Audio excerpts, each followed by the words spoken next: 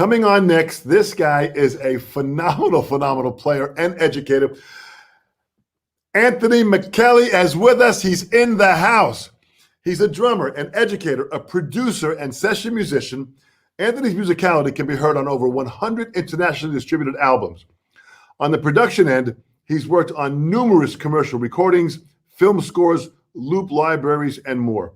Joining us from Toronto, Canada, to talk music, education, and even a few family Michelli pasta ideas. I want to hear all about it. Would you please welcome Anthony Michelli? Thank you, Anthony, so much for joining us. 8675309. There's a little promo for next week. Don, how are you? Anthony, I am fantastic, and thank you so much for joining us here. We have a chance of all the different people that join us on this Vader site here, and this goes live to Facebook and YouTube channel on Vader, and it's just so great to have the stories, and I want people to really kind of get to know you in our little family of what we have going on here. So thanks again for spending some time with me. My pleasure. Thank you so much, Don. It's really great to be here. Now, you're up in the Toronto area. You were born there? Actually, I was born in a city outside of Toronto by the name of Hamilton, and it's a great little town. A lot of great musicians that come out of there, great producers that have come out of there, and beautiful, thriving scene. A lot of people moving back now, actually. From Toronto back to Hamilton. Yeah, affordability and that sort of thing, and beautiful because you're really close to nature and waterfalls, and closer to the States too. Yeah, it's a beautiful suburb of Toronto too, which is just so great. Definitely. So let's just talk briefly. I want to just tap upon your background as far as you playing and getting involved with music and the different other instruments that you play. Just talk a little bit about your early days of getting involved with music and drumming. Sure. Well, before I even started drumming, I was involved in music through playing the accordion, actually, and saxophone, and I was a part of the culture that I grew up in, and I was very lucky to actually. I didn't really like it that much early on, but I was really lucky to have had the time to start to understand independence and music through those instruments. I think it really helped a lot about how I hear music from behind the drum set. So, and then eventually I always wanted to play the drums, and, as a little kid, I'd see drummers on TV, and I'd always beg and ask my parents for drums, and it never happened until later on in life. I was about 18 when I got my first real drum set, which is a beautiful set of Gretsch drums, which I still own, which I'm very proud that I didn't get rid of. So from then on, it just all kind of took off, and I got deep into it, and were there any drummers that you were listening to at that time, specifically? Well, early on, I have an older brother and sister, and through their influence, they were also studying music. My sister played classical piano and got very far with it, and my brother was multi-instrumentalist focused on guitar, and they were bringing home a lot of different records, but he would start bringing home stuff like Weather Report. My sister had Donna Summer records. I would have, he was being a guitar player, all of the great guitar players like Stanley Jordan at the time, and Lee Ritenour, Earl Klug, all these, guys on the GRP labels, plus all the jazz guys, and long list of musicians. And then, Kiss and Led Zeppelin, Rush, I used to ride my bike to try and find out where Neil Peart lived because I was close to where he grew up. Insanity. Did you ever find it? I think I may have, but, I probably was just telling myself, that's where he lives. Yeah. How much of an influence was Neil there? I mean, being a Canadian and having Neil, who I got to know, just an absolute, wonderful person, Neil Peart. Yeah. How much of an influence was he as a Canadian drummer with you being Well, I mean, he was huge. The fact that I got on my bike to try and find his house, I mean, it took a while to get to Grimsby in that area where he grew up, but I would cycle through. My first drum teacher was into cycling, and he would take me on these routes and stuff. But eventually I would just go on my own and try and find out where he grew up. I mean, you couldn't escape it. These guys were powerful, and it was just a beautiful thing, his contribution, and his dedication is really what kind of guided me as a young kid. One of the guys. Well, I mean, he guided you and millions of others to get involved with theirs. I mean, the influence that Neil had is just it's still to this day. Oh, 100%. Yeah. completely insane. And the fact that they were local, and that had a big impact on us, to know that these guys were not that far away from where we grew up, and it gave us an idea of a possibility of making a career out of music and actually being valued as a musician in the worldwide scope. I didn't say web back then. Back then, there was no web for sure. I mean, Yeah. So we at this point, we are starting to meet other musicians and play with them and jam with them with their hangout sessions. What were you doing there? Yeah, through the high school band, I was playing saxophone. We did some touring. And again, I was on saxophone because the drum chair had already been taken. So I did alto sax and then tenor, switched over. And then we did a tiny bit of school trips. Went down to Florida and stuff like that. And I got the bug of wanting to travel and play music.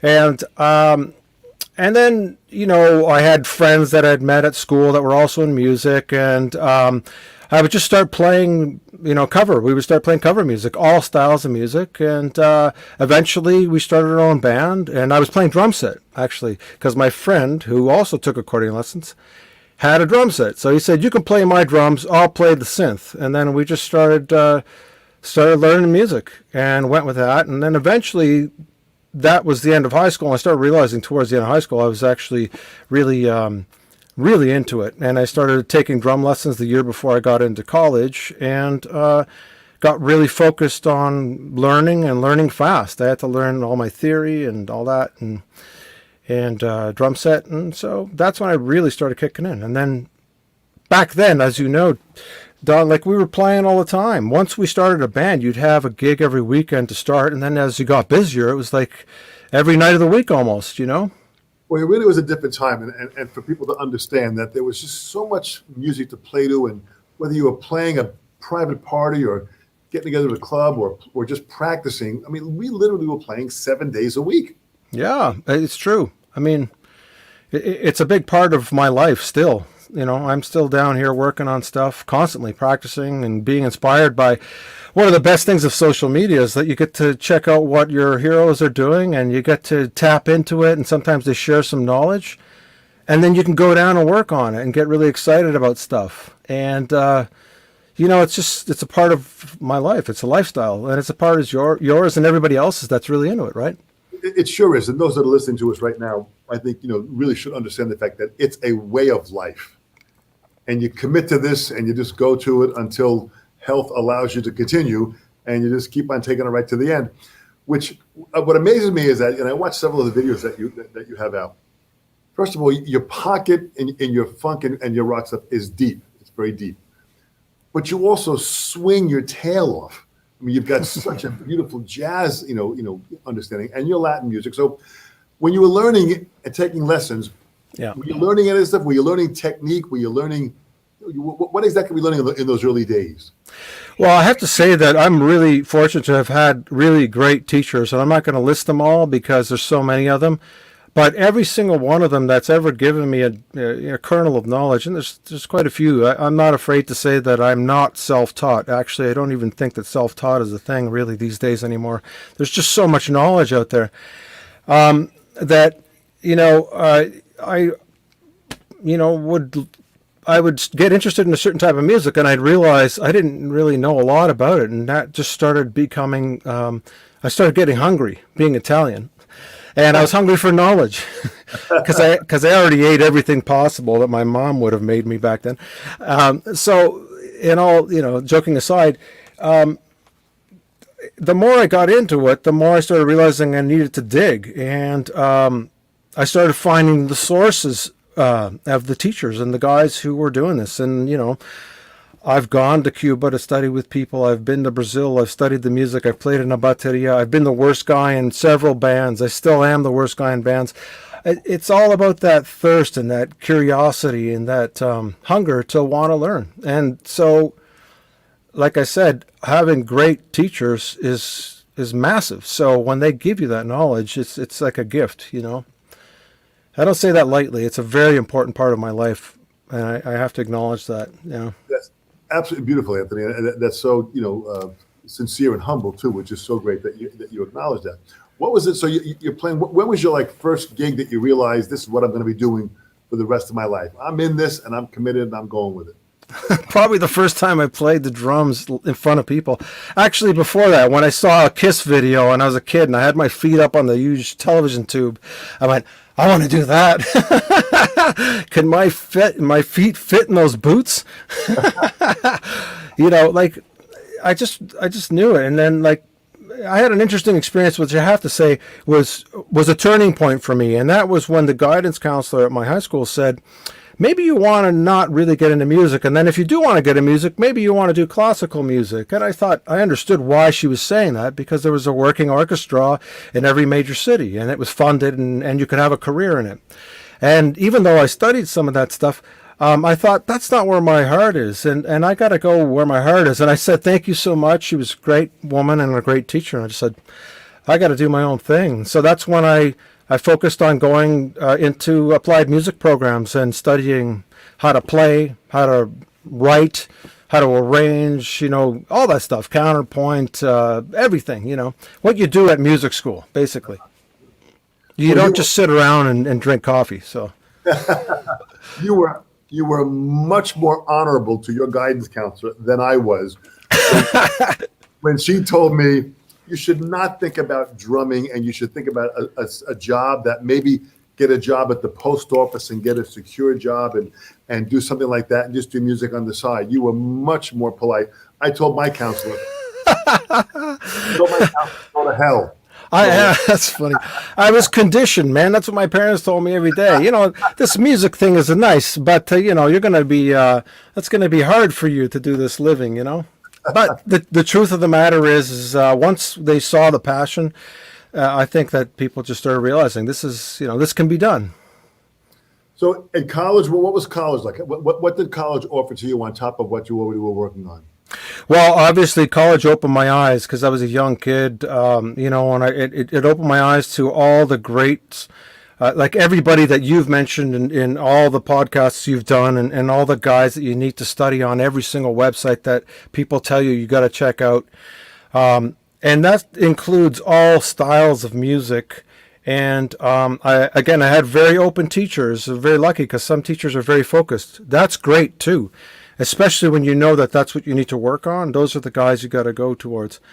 But college opened up my eyes to that. And then I started discovering people that were current at the time and still are now, actually. Some people, some head spinning moments for me, I can remember clear moments of, I'll think of an example of seeing the first time I went to a drum clinic. The third year drummers took me to a drum clinic and they said, you got to check out this guy, man. He's on the Joan Rivers show. He played with, everybody, he's on Zappa records, on that. So I'm like, yeah, man, who's this guy? And it's like, I'm into it. And yeah, his name is Vinny Colaiuta. I'm like, oh, wow. Okay. Well, let's go check him out. I go check him out. And I swear to God, I just didn't know what was going on. I was a little kid, wet behind the ears again, every single time. And, as you know, I was at the thing that you did 2 NAMs ago where you interviewed him and Steve Vai, and that was fantastic. That session was great. But, I realized that, I had a very, very long way to go. And this is, the beginning. And then I'd go out and hear guys like Elvin. He'd be coming to town all the time. Tony Williams was coming to town. Anytime anybody came to town, we would go. So not only did we study in college, we would go out and hear the music and understand what was going on, rock concerts, anything, hearing these guys play with different people and understanding the importance of all those things too, right? Well, it really is so great that you mentioned that, because that really was, you have to get out, you got to experience feeling what they're playing while they're playing live and what they're doing. It really needs to have that experience. And listen, I can remember every performance I ever went to live to hear all these great drummers, but yet I can't remember the last YouTube video I just saw. So yes. It's amazing the impact that it can have on you. Oh, it most certainly does, and like even Cindy Blackman ripped my head off. She was in town playing with Pharoah Sanders, and I saw her at the festival, and I sat as close to the stage as possible. And when she walked out, I was kind of going, what the hell is going on? And she played the drums so strong with such a great background and so steeped in the history that that I was just going, wow, this is incredible. I got to go back home and figure this, I got to figure out more stuff. And like, it's just an amazing thing. Take trips to New York, go hear guys in the clubs. That's what we used to do. Well, that's great. It's great advice going out. And now that the bands are starting to get back into action after COVID, now we're starting to open up some more.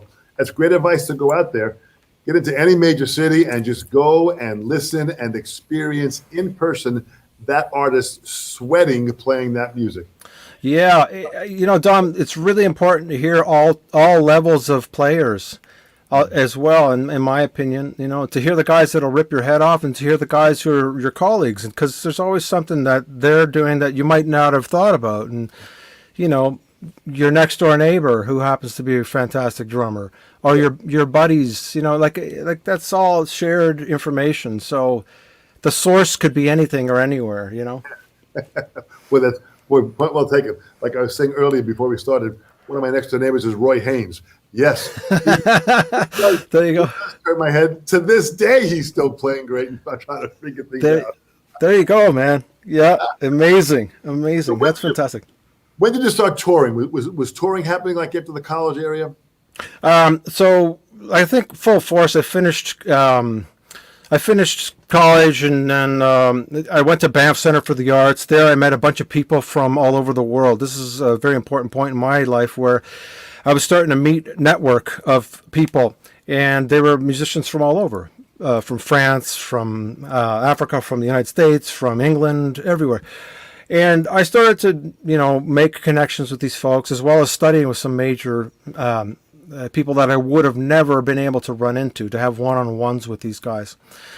And then went to university, did all that stuff as well, and then went to the Lake Placid for the Arts, where I met more people on an international level. The reason why I'm bringing this all up is because all the people that I met along the way became the people that I eventually would have toured with. And we don't think about it when we're studying. We're thinking about, getting it together. We're thinking about, how do I get this gig? How do I do that? What do I need to learn? And along the way, you have to understand it's about relationships. And I guess I had to understand that, I should reframe that.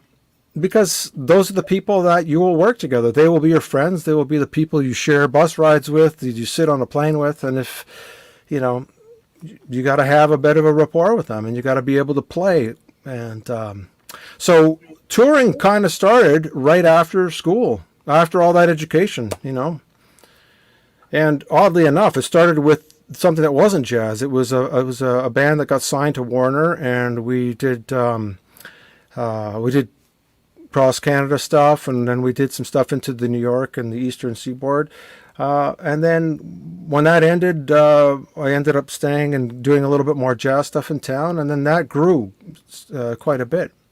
So it just kept going from there, Well, it seemed like it really did evolve. But it sounds like you have had a very organic path that seems to be really like one step led to the next step, but you were intuitive enough to trust your instinct and go for it.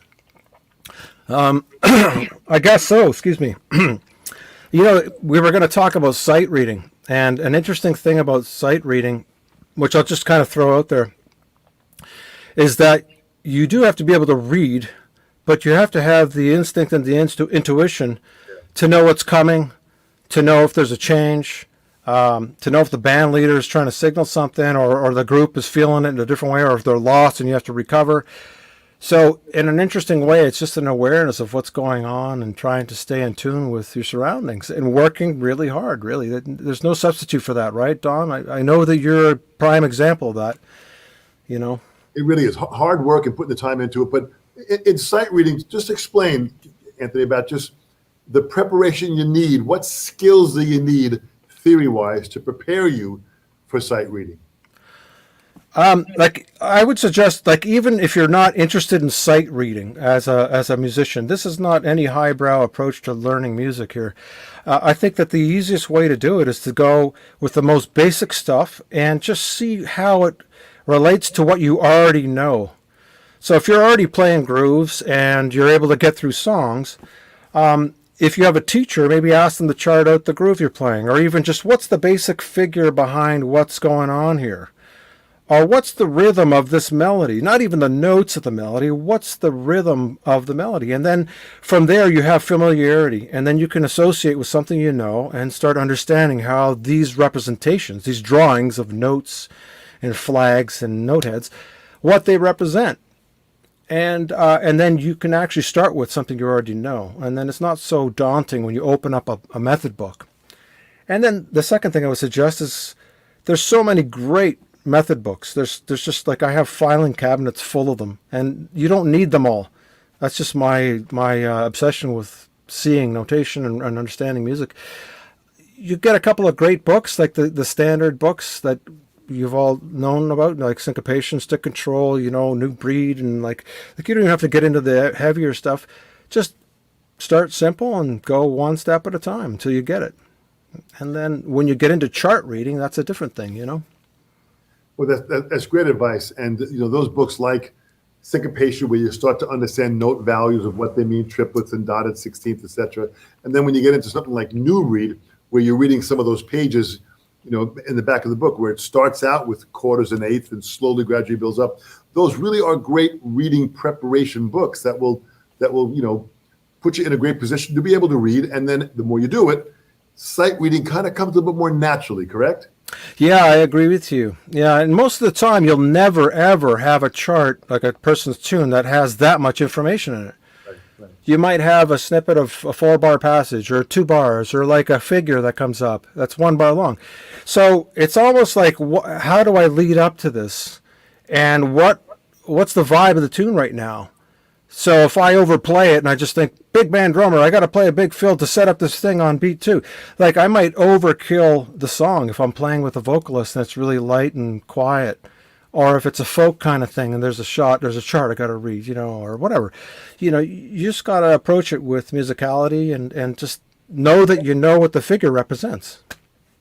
Well, that's great advice. So we got a couple of questions that are coming up here. Amazing. Chad Brandolino to pull one of the questions up from Raymond Montagner. Okay, that's my buddy Ramon Montagnier. Oi! He's my Brazilian friend. Oh, fantastic. Anthony, how was your experience playing in some of the Samba schools, the batucadas, here in Brazil, and what percussion instruments did you play? Oh, that's great. That's a great question. So if you don't know Ramon's a fantastic drummer and a great educator as well. You can check him out online. But to answer your question, Ramon, I was very lucky, and I'm literally telling you that my neighborhood is full of excellent musicians. A block, not even a block away, at the intersection just around the corner, there's a fellow colleague who's heavily into Brazilian music, and he runs one of his own. There's about 3 or 4 Samba schools in Toronto. So through professional, knowing each other on the professional level, he encouraged me to join in and play in his school. So I learned how to play caixa, which is the snare drum, the upside down. It looks like a snare drum, a deep snare drum with the what do you call it? The snares, yeah. Strainers on top, yeah. Yeah. There's usually strings, guitar strings or whatever. So I learned on that, but I also learned, pandero, which is the handheld tambourine with you play it with one hand and you wobble back and forth, and understanding the function of the surdo, the bass drum function. So we learned how to play on drums at dun, chikun, dun, chikun, dun, right? But understanding what 3 different drums mean in that big school, the batucada, the big samba school, understanding what each one of those drums functions as really helps what I have to do as a drum set player, right? Learning how to play the reco, which is the thing that you scrape, with the pick that you use for your hair, So, and, even guys like, I know Memo Acevedo, he was one of the first guys that kind of introduced me to an overall view of Latin music. And I use Latin music as a general term because, each one of these different areas of the world has its own nuances that you have to learn. So obviously, Cuban music is much different than Brazilian music, which is much different than Peruvian, maraca playing and like cajon playing from, accompanying flamenco's dancers and that whole tradition. So if you have to know a little bit of each of these things, it really informs the way you play the drum set. And so I might not ever get a gig playing in a samba school again, which was amazing. We went to Brazil and everything, went to Sao Paulo and Rio. But the fact that I can sit down on the drum set and learn a part from somebody who's playing a legitimate Brazilian song, and they want me to play in the band, to play a concert or a recording, I can represent it that way. Or they may even say, I don't want such a real traditional sense interpretation of this. I'd like to go a little bit of that flavor, and then you can balance what they're going for at that point. So it's helpful, you know. Well, that is fantastic, Ramon. Thank you so much for the question. But it's interesting that you have that, listen, it's almost as if fate planted people near where you live. Kind of. It's really, really amazing. Well, it's funny. I'm sandwiched between a professional guitar player who's played in a very popular band and has written music that's been on everyone knows a lot of the music he knows, a television sitcom. And then on the other side, another heavy-duty drummer who has played on a ton of stuff all over. So it's kind of like the company you keep, and I'm very fortunate to be in this area. I don't know how it worked out, but maybe it's horseshoes or something. There's several different hats that you wear, being a session musician where you're being called in for session, going out there playing live gigs, teaching, and then also getting involved in the production side of things. Yeah. So just talk about each one of those areas, how you balance all that. How do you balance the teaching and the production side and all of this? I mean, it's a lot what you're doing. Yeah. Well, I think I've always done that. I've always sort of multitasked. Went to school, taught, and had a job, and then played gigs, came home, did what I needed to do, went to school, blah, blah, blah. I'm used to that pace. And the reason why I got into production, just to kind of get into that for a second, is because at one point early on, I started realizing that I was spending all this time making choices on equipment, making choices on sound, getting things dialed in so they are tuned and sound great, and then talking to people who tell me, hey man, you got to check out this sound. No, that's too high for the recording. That's too low. And then like really taking that to heart and going to check out all this stuff.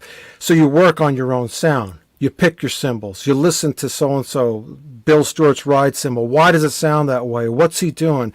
And then you find something, you figure it out. And then you go to a studio, and some engineer who maybe has a great knowledge about how to record you, has a great representation of your sound. But then sometimes there's a moment where you might not have that luxury and things don't always sound that way. So you spent all this time on your own personal sound, and then it gets kind of destroyed by the recording process. So I just kind of got into it because of that curiosity. And then I guess fine-tune hearing and reading and understanding all that stuff, that helped the editing. And I guess I grew up with a lot of musicians who were in the scene, engineers and producers and stuff that really are prominent people. And I just learned a lot from them. I was always like I said, I was always the guy in the background who didn't really know enough. And I just tried to eat it up and go for it, What do you think drives you to learn that? What pushes you to learn that technology? Because the technology world, here we are as drummers working on our craft, and then, sight reading music and teaching. All of a sudden you go into this technology world. Yeah. It's a whole nother world. You're right, Don. It is. And I guess like baby steps for me, because I did it early on.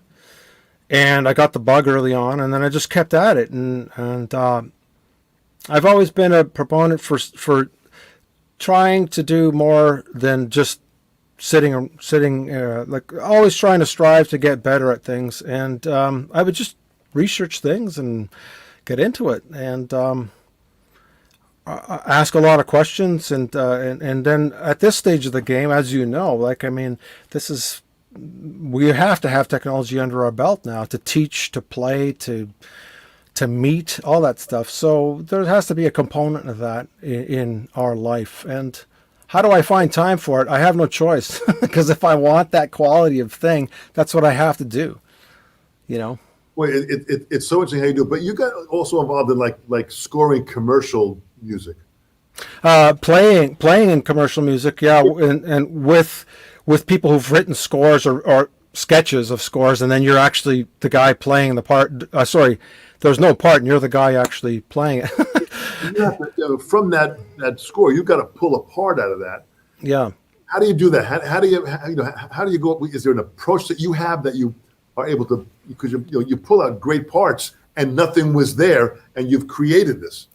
Well, sometimes they have a sketch, and like eyes and ears are so important in this whole thing. And if you have a visual to help you, whether it's a sketch, whether it's a note, like actual notes, and they want you to play exactly that, or whether it's a demo of something, you can actually learn a lot before you even touch the drums. And that's a big one in my world. Is before I decide to play something, I'll ask the guy, whoever it is, or the girl, the composer, or whatever their title is, what are you hearing? And then, can you play it for me? Can I hear it? And it's not because I want to, it's not the Buddy Rich approach where I can't see it. It's just you get something orally from that. You can hear what they're saying. You even get inflections of emotions through the way they play it.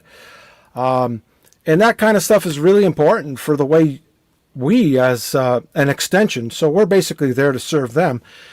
We have to get that as well as the notes, So if, and you hear this in tons of different discussions where the person doesn't even know anything about music, and they're saying, well, can you play something that kind of feels like a little bit of just kind of like a little bit more like, and then by the end of it all, it's like spacey, and you're sitting there going, oh no. Okay, I think I know what you're going for, and then you gotta figure it out. That's what you got to work with. So all those things together, you just try and make it work, and sometimes it works, and sometimes it doesn't. And I know, like, if you're not the right guy for the session, then you get someone else to do it, and they often make that choice themselves. You know all those stories. It's interesting that you say that, because, and I want the listeners to realize that sometimes you have to really kind of understand who you are and what you can bring to the table. The quick story that I think about is, when Jeff Beccaro was originally asked to play Asia, 100%. And when he heard the tune Asia, he said, that's not a tune for me, that's the tune for Steve Gadd. That's right, yeah. And he just knew that what person, or when there was a certain shuffle they want to play, he'd say, no, you got to get Bernard Purdy for that. So there's certain things that we do that are in our wheelhouse, but you've got a real wide wheelhouse, man. You've got a real wide ability of being able to play a lot of variety of styles, which is absolutely really impressive. Oh, thank you, Dom. I can only say that, I'm still working on things and still going for, I'm still learning. I'm still trying to take lessons with people. I'm always asking questions. If I make a recording, I'll ask people to check it out. And I've had the luxury of having some friends that have offered valuable things for me to listen to. I mean, if this is going to be my life, I don't want to fake it. Yeah. And if I'm going to take this stage here with you in this stand, I better know what the hell, at least a little bit of what I'm doing. You know what I mean? You know what I'm saying? I just think about, I just bring this up because this was an amazing thing for me. We met at the Drumeo thing last, it was after the NAMM show. So in January, you were doing everything, all your duties, but it all wrapped up at that VIP. And so beyond being an MC and doing a fantastic hi-hat solo and introducing everybody and all that stuff, and I'm sitting there going, man, how does this guy do this? The next day, it's the VIP thing, and I'm sitting like fly on the wall in the back of the room, and, the three of you guys are doing a clinic. Jojo Mayer, yourself, and Tommy Igo.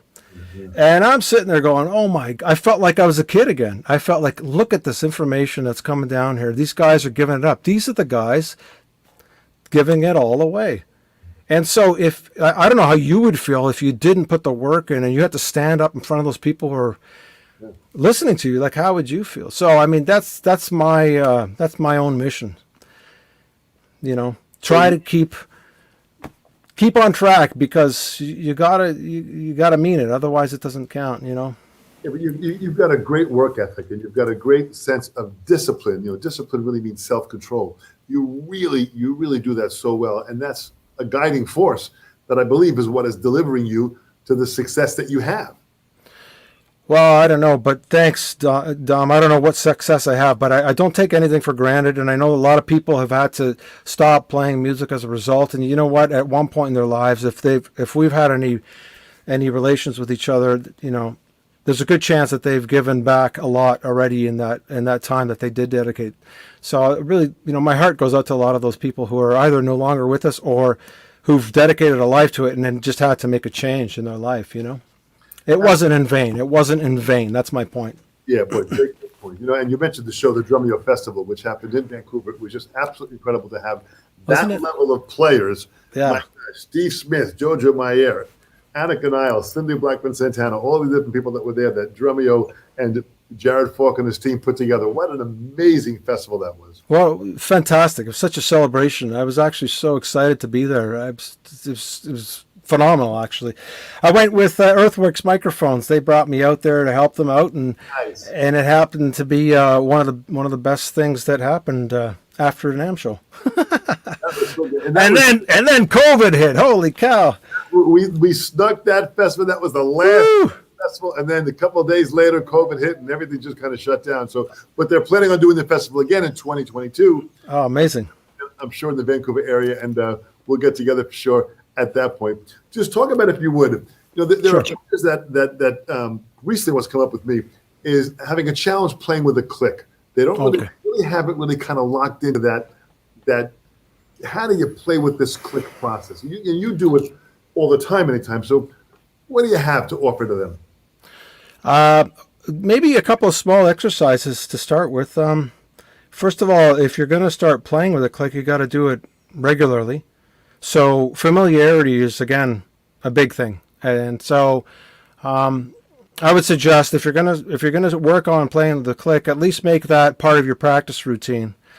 And organize your practice routine. That's what one big thing I would say is don't just go downstairs and play the drums, or upstairs or whatever. Don't just go to the drums and play without any kind of focus. That's what I call enjoyment. So after I finish practice, I will go and play along to music. That's fun.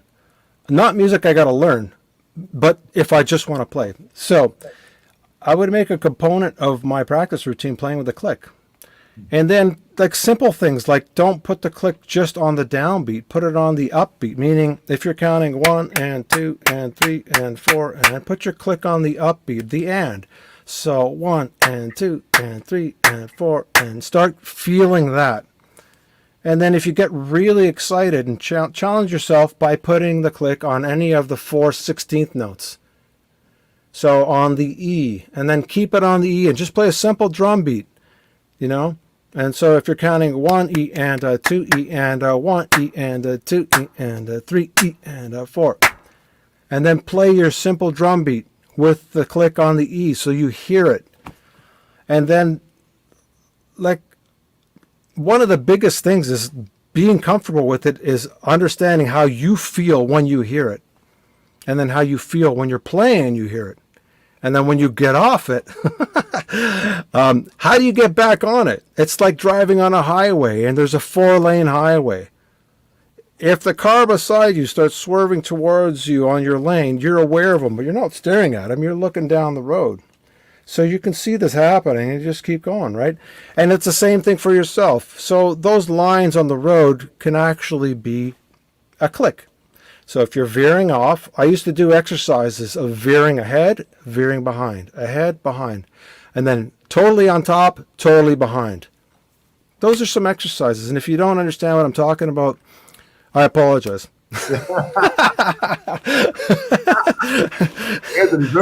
I just made it all up. I don't know what the hell I'm talking about. What is this anyways? Vader. Who is this Vader?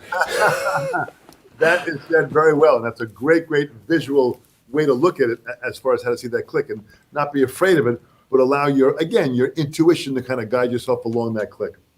Totally. Beautiful. Yeah, 100%. Well, I think we have another question I want to bring up. I want to see if Chad, bring another question by Scott Pistol Crockett, another phenomenal player and teacher.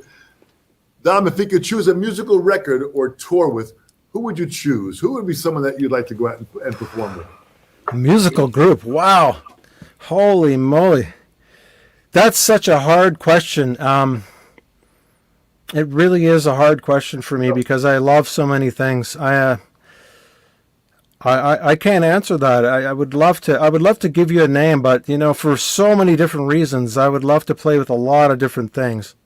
You might say, "Well, come on, man, you got to pick something," but I can't, and I'm going to leave it at that.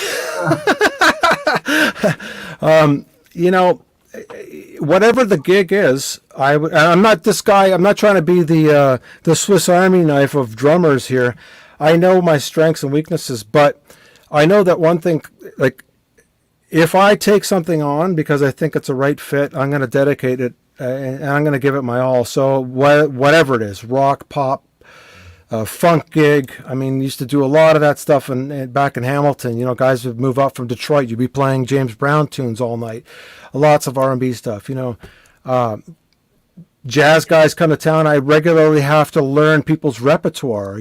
People that they send me their record and it's got, Nate Smith's the drummer on the record and I got to learn all of it. Or Dan Weiss is the drummer and I got to learn the songs. And I'm sitting there going, oh my God, listen to this.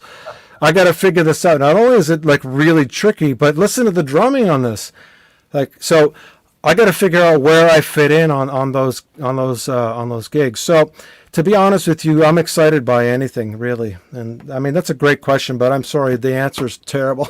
I can't give you a direct answer on that. And the answer might be all the above. As gigs come up, we prepare ourselves to face the challenge of whatever they are. And yeah. Music out there. Listen, you're an excellent teacher. And what makes an excellent teacher and what makes a great student? What are the qualities that each should have? Well, as a student, I mean, I try to do this as a teacher too, but as a student, when I was a student, I had to learn how to not bring ego into learning. And oftentimes that's one of the first things I tell people that study with me is that, let's check the egos at the door. This is like the old Western where you hang up your guns at the door and you come in and we sit at the bar and we have a drink and we talk and we learn. So for me, you got to put yourself in a place where you're there to learn from the person that you've chosen to learn from. And if you haven't chosen it because someone appointed you to learn from them, maybe there's a reason why. So it's up to you to figure that out. And as a teacher, you got to understand that each individual that walks into your door has something to offer. And so you have to have the humility to share knowledge, but also see how they accept it and how they want to manifest it in their playing. So you have to be open on that level as well as a teacher. So that's what I would say. Check the ego at the door, go to learn, and have a lot of fun, dig your heels in, work hard. Well, that really is great advice. And, it's nothing is easy, and you got to work hard for everything. Yes. Even the simplest things. I mean, I don't know about you, Dom, but I might have done something when I was 20 years old, and I go and look at it and go, oh, yeah, I remember doing these exercises here. Yeah, whatever they were. Marvin Smitty Smith exercise number 7 and whatever. I'd be going, holy cow, I can't even fathom how I did that. And then it takes me half an hour to get it back. And it's like, okay, that's what it is today. Yeah. So that's right. You can't hang your hat. You got to be ready to jump in again if you're going to be in the game. So, but that's a very healthy attitude. And all the players that I know that are successful at what they're doing have that same level of open-mindedness and that ability of being the constant student. Listen, I got on the constant student thing. I got to share this with you because this was huge on me. And again, I already mentioned him once, but I'll mention it again because it's worth mentioning. And also because I'm going to plug something. So I was at the IAGA and performing in LA. It was happening that year. And Roy Haynes was playing. He was on stage and I was so excited to see Roy. And I got to the theater early and sat down and it was a big theater.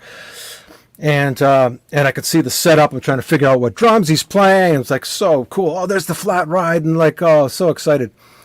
And then I look over to my right, and it's the Doors. People coming in, and it's just about to start.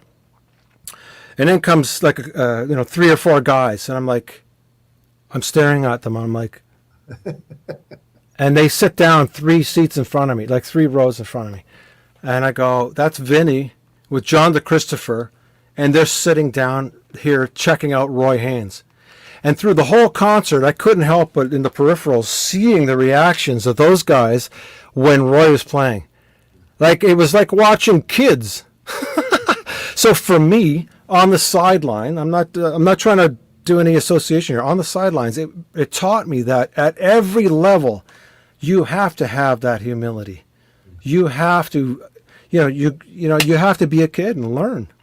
It just kind of, it really knocked it home for me. And the reason why I said I bring it up is because I think John DeChristopher has a show coming up after this today, so you could check that out. I'm going to check it out.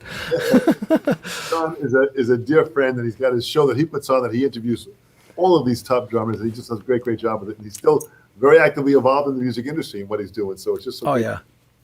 It's so funny. Tell me about your Vader sticks. You use the Anthony Michelli, the AM 595. Ready, set.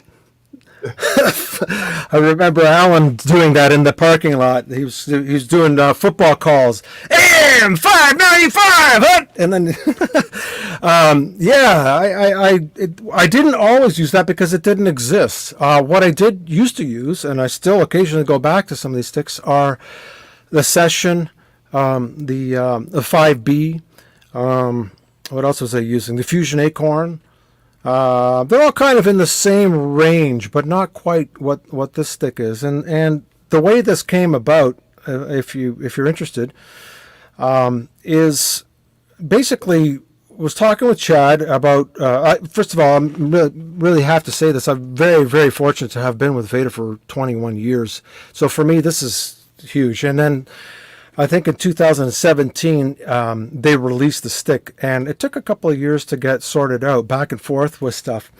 There it is. And so basically what was going on was I was finding that the thinner sticks would wear out, and then I would, the hi-hat would sort of chip away at the shoulder a little bit, and they'd have a cool feel on the ride cymbal and the lighter feel. But then when I really wanted to dig in, I needed something thicker, so I'd have to go to the 5B. And then sometimes the 5Bs were too thick or too heavy for certain applications. So I just talked to Chad about the details of something in between. And the 595 is actually the diameter of the stick. And so I really love the acorn tip, and we went through a few different, I think about 4 or 5 prototypes where the tip changed, the length slightly changed, and the diameter changed. The shoulder, where the shoulder was, would change.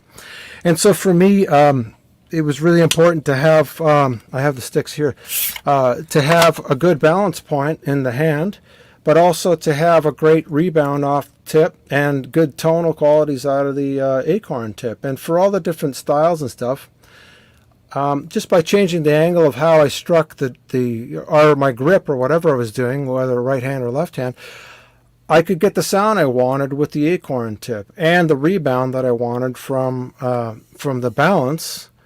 And it felt good in my hand, right? So that's what I use, and I love their brushes, especially the wood-handled brushes. Those are fantastic because they feel like a stick. They feel longer than a short brush. I used to hate having that little ring in my hand all the time because I like to hold them further back to get more play off of the brush. Yeah. So yeah, I mean, very, very lucky to have had the opportunity to develop that with them, and they extended the welcome to create that. Yeah, it was a pretty cool. It actually didn't start off designing sticks. I went and talking to those guys at the NAMM show about a bunch of prototype ideas for specialty sticks. I showed it to them, and then we moved towards the idea of releasing a stick for a Canadian artist. So I'm very grateful. How amazing! What's he's still over here? What about the weight compared to the 5B? The weight is similar. It's not as heavy. It's not as light. It's a hickory stick, so it's not a light stick. Most people pick it up and go, "Oh, that's a big stick," or it feels kind of heavy. And then you start playing it, and it just feels right, to me at least. And the people that have used it, that have shared their comments, they often will have said that. It's like, initially I thought it might be too thick, or not heavy enough, but it might be slightly lighter because it's a little bit. The diameter is just a couple of millimeters smaller, but I think it's got a good feel to it. I don't know. I'm not sure of the weight. Maybe Chad could tell us. Yeah, so it's in between a 5A and a 5B then. Or, no, it's in between a 5B and a a 5A and a 5B. Okay, boy, that's a great size stick to have. It's someone's beautiful boy. Good. Listen, out of the mind of experimentation, you had an idea, you put it together, and now you produced a product that really works. Yeah, well, I'm really lucky because I get to use them all the time. And I gotta say, look, any stick that Vader makes, and I'm not just saying this, I've had the choice, and I still have the choice to go to play several brands, as we all do.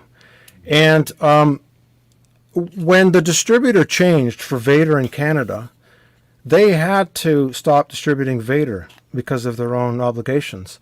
And they extended the welcome to go on to continue working with them. But as beautiful as people as they were and helpful, there's no way that I was going to change the stick because of the quality of the wood, the water content in the wood, and the way they dry their wood and the way they cut their wood is just amazing. So it's the feel of the stick. And for me, I'm a very tactile, hands-on kind of person. So, you know, all the stick makers make great products. There's no question. But for me, this is what I use, and I love it, you know. Well, I'll tell you something. You know, what's incredible about Alan Vader and his vision with the company is it's just absolutely brilliant. His commitment to excellence is unmatched, and it's great to have you aboard in the family for sure, Anthony. That's amazing. So great to have you on board too, Dom, to be in your company. Oh man, let's try and squeeze one more question in if we can. Let's try and get one more question in here. Sure. This is from Didi Ramirez. Hey, Adrian Ferrugia's album Ricochet has one of the best snare sounds on the record. Oh, thank you. Any specific snare and or miking techniques used in the session to achieve that sound? Nice. Yeah, I mean, Ricochet, that was a great record. It was actually nominated for a Juno Award, which is the equivalent to your Grammys, I guess, or whatever. I'm not sure what you guys call it in the States. But I don't remember. How's that for an answer? And I'm trying to remember the studio that we made that record in. If you reach out via social media, I'll find out and I'll gladly tell you what it was and how we achieved that sound. I have documentation of mostly every session I have and photos, so I can try and dig that up for you. But thanks, man. Thanks for listening to that. How fantastic. You got some serious fans out there. AnthonyMichelli.com. This is his website right here. So anybody that wants to get a hold of him, just feel free to go to his website. He's all around social media. Track it down. Anthony, you have done absolutely fantastic thing. Thank you so much for your time. Thank you, Dom. Your talent and your wisdom. Really, really very helpful to a lot of people. Thank you so much, Dom, and thank you, Chad and Alan and everybody on the team. And I have to say, I'm really sorry about the Boston Bruins having been knocked out of the... I was looking forward to seeing the Habs play the Bruins, and I know Mark Pozzo's probably all pissed off, but what are you going to do? Come on, Mark. Anyways, at least New York's still in. Maybe not that for long, but they're still hanging in there for sure. Fingers crossed. All right. Thank you so much, guys. Anthony, thank you so much. Fantastic. Thank you, everyone. Boy, this is so great to have these kind of conversations. And what a seasoned pro, what an articulate person, what an inspiring person who has got an incredible amount of experience. AnthonyMichelli.com. Go to his website, check him out on social media. And if any of you want any lessons or any advice, you make sure you contact him. I would highly advise spending some time with Anthony and really being able to tap into his deep well of wisdom. Anthony, thanks again. Next week, we continue. Oh, my gosh, John Calso is going to join us. And oh, my gosh, the legendary Beach Boys, playing with them for years. He spent his entire life in the music industry. Child star with his family band, the Cowsills. They were inspiration for the Partridge Family. This is going to be such great. We'll have some great laughs, and you'll know him from many of the songs that everyone still sings. 867-530, Jenny, man, bring it on. We'll have lots of great stories. We'll have lots of great laughs, so please join us next week. Again, Anthony Michelli, thank you so much for your time and your talent. I thank you all so much. Vader Percussion, we have fun in doing these. We will going to continue this here. Join us, spread the word. You'll check it out on Facebook and on the YouTube channel. You can share them later on with your friends. Let's keep it going and have some fun. Thank you all so much. Stay well, stay safe, and hopefully, God willing, I'll see you next week. Bye-bye.